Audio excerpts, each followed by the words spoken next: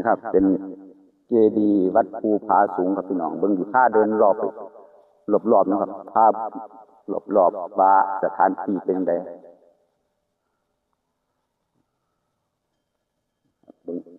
สวยงามครับสวยงามวัดภูผาสูงพี่น้องวัดภูผาสูง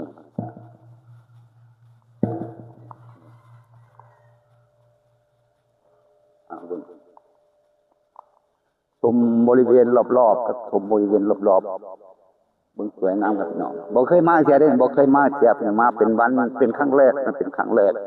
ที่ได้มาเที่ยววัดภูผาสูงมาสักการะนี่ครับวัดภูผาสูงเนาะผู้ใดเคยมาอยู่ที่อำเภอหยังอาจารย์อำเภอหยังเนี่ยอำเภอสูงเนินจังหวัดนครราชสีมาครับพี่น้อง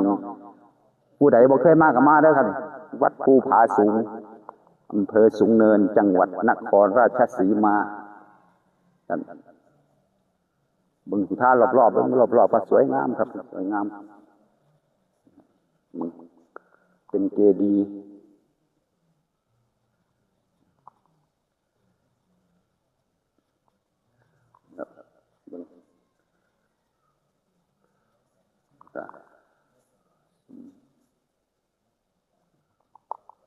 เป็น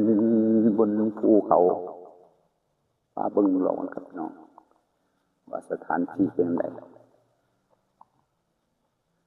อากาศลุ่มเลื่อนดีครับอากาศลุ่มเลื่อน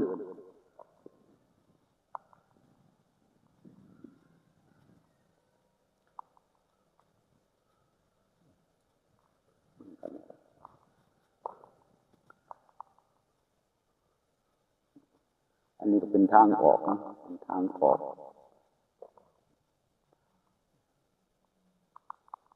สวยงามมากสวยงาม